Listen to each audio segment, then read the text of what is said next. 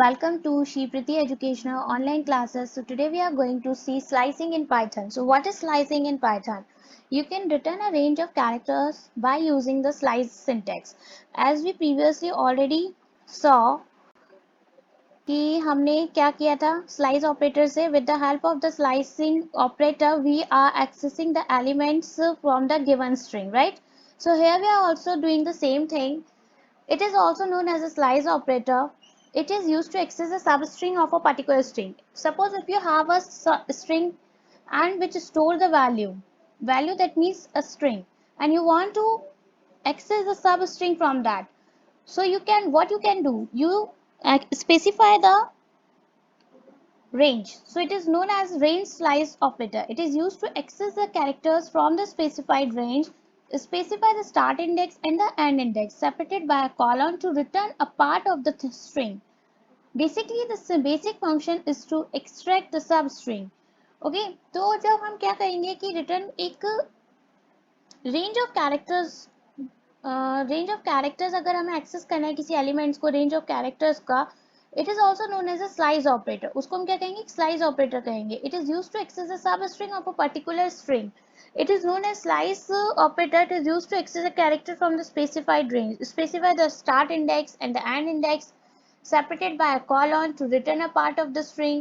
Basically, the basic function is to extract the substring.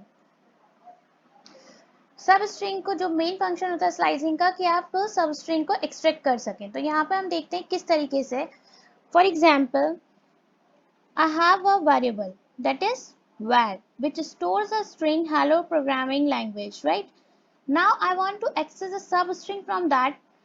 So here I have specified range a is equals to var. अब मुझे क्या चाहिए, 2 से 10 तक चाहिए, यानी कि 2 से 10 तक की चाहिए ये स्ट्रिंग में से एक सब स्ट्रिंग. तो ये आ गया, कहां से काउंट होगा, 0 1 2, 2 से काउंट होगा 2 3 4 5 6 7 8 9 और हम इसको लेफ्ट करते हैं तो 9 तक आ जाएगा. यहां तक हमारी सब स्ट्रिंग आ जाएगी. इस स्ट्रिंग में से सब स्ट्रिंग हमने निकाल ली with the help of the slice operator. Now print A, जब प्रिंट ए किया तो ये यहाँ पे आ गई इसका output. Again A is equals to where.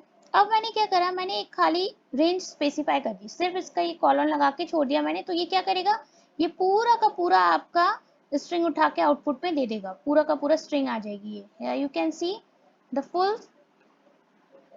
string comes as a output. Now a is equals to var. अब a इक्वल्स टू वेरिएबल में हमने फिर से 4 रेंज 10 तक ले लिया. अब फिर से काउंट करो 0 1 2 0 1 2 3 4. तो ये 4 से आके 10 तक, तो यहाँ तक हमारा कितना हो गया था 10. तो 9 तक ही आएगा, यहीं तक ही आएगा. और फिर ये इस स्ट्रिंग में से हमने क्या सब स्ट्रिंग ले ली. तो ये क्या हो गया, प्रिंट ए. तो प्रिंट ए हो गया. Get the characters from the position 2 to position 10. तो गेट हमने क्या कैरेक्टर, हम क्या कैरेक्टर यहाँ पे गेट करें कि 2 से पोजीशन से लेके हमें कैरेक्टर आ गई और 2 पोजीशन 10 तक हमने स्पेसिफाई किया है रेंज में, बट 10 इज नॉट इंक्लूडेड. तो कहाँ तक आएगा, सिर्फ 9 तक आया है हमारा. इसी तरीके से इसमें हुआ है, 4 से स्टार्ट होके 9 तक आया है. So this is the output of this. Now we come on to the negative indexing. Negative indexing में क्या होता है कि negative indexing use negative indexes to start the slice from the end of the string. अब हम जब use negative index करते हैं तो slice को start करता है पर and से, as we have already seen previously, right?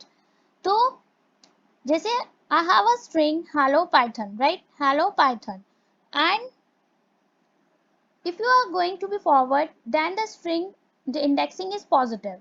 Here you can see. If you go from the backward, then you see the negative indexing comes.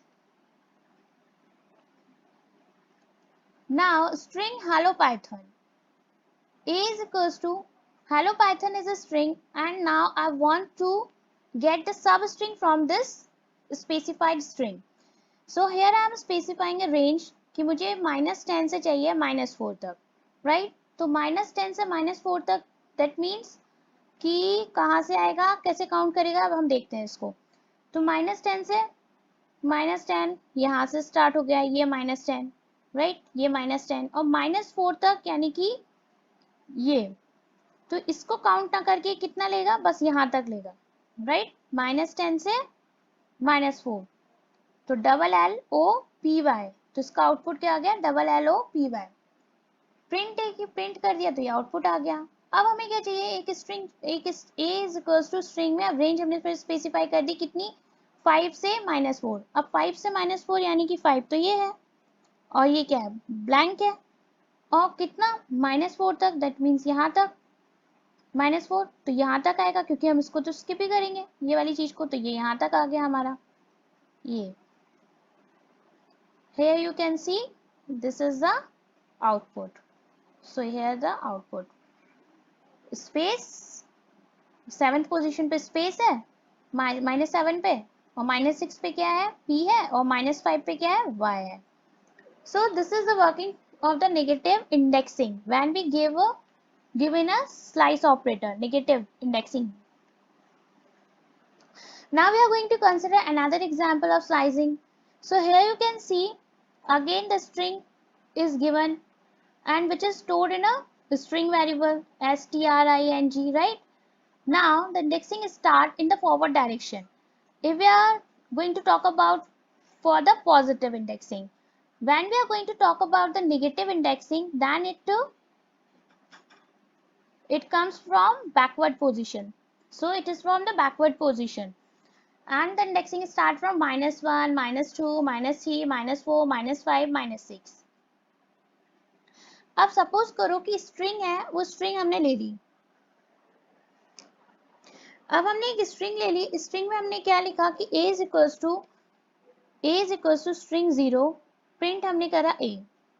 तो स्ट्रिंग में हमने क्या लिया, एक स्ट्रिंग ले ली और a is equals to string में 0 ले लिया, प्रिंट क्या कर दिया हमने, a कर दिया. So here you can see string में एक वेरिएबल जो स्ट्रिंग स्टोर है, str में एक स्ट्रिंग स्टोर है स्ट्रिंग और उसमें a str0. तो str0 क्या हो गया हमारा, 0 पे क्या है s, तो क्या प्रिंट कर देंगे, s प्रिंट हो जाएगा. फिर हमारे पास क्या हुआ, str is equal to string. अब str में हमारे पास क्या है, एक अलग स्ट्रिंग स्टोर है, उसमें हमने क्या रेंज स्पेसिफाई कर दी, str 0 से लेके 3. अब 0 से लेके 3 करी तो कहाँ गया, एक मिनट, 0 से लेके 3 करी, ये रहा 0 से लेके 0 और कहाँ 3 है, तो 3 को तो स्किप कर देते हैं, हम 2 तक ही लेंगे, मतलब स्किप क्या, हम 3 को छोड़ देंगे. तो हमने यहाँ पे 0 1 2 तक ही लेंगे बस, जो हमने रेंज यहाँ तक ये, और यहाँ तक हमारे पास क्या है, कैरेक्टर्स ये है str. तो प्रिंट क्या हो गया, str प्रिंट हो गया. here you can see. After that when I am going to talk about the negative indexing, तो string में मैंने क्या कर दिया, str और string. अब इसमें क्या करा मैंने, जो इंडेक्सिंग दी है वो -5 दी है. अब -5 इंडेक्सिंग कहाँ है हमारे पास, ये है, ये हमारी -5 इंडेक्सिंग है. तो ये क्या प्रिंट कर देगा, t प्रिंट कर देगा. तो यहाँ पे ये t आ गया, here you can see. Now अब हमें कुछ स्ट्रिंग में रेंज के साथ स्पेसिफाई करना है, वो भी कैसे, बैकवर्ड में बैकवर्ड इंडेक्सिंग करनी है. तो बैकवर्ड इंडेक्सिंग करनी है तो क्या, स्ट्रिंग str वेरिएबल में स्ट्रिंग स्टोर है. After that a is equals to string में हमने क्या, -5 और -2. अब यहाँ देखते हैं हम -5, that means we are talking about this -5, इसलिए मैंने यहाँ पे क्लियर किया हुआ है आपको समझाने के लिए, -5 और -2 तक. तो ये है हमारा -2, ये -2 है हमारा -2.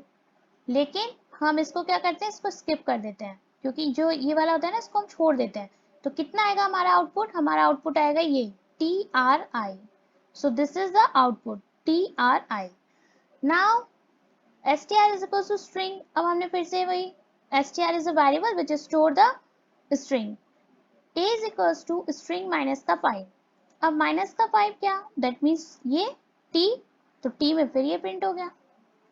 सो this is the slicing. We will see length of the string in our next class. Thank you. So please stay safe and also press the bell icon for the latest updates. Thank you.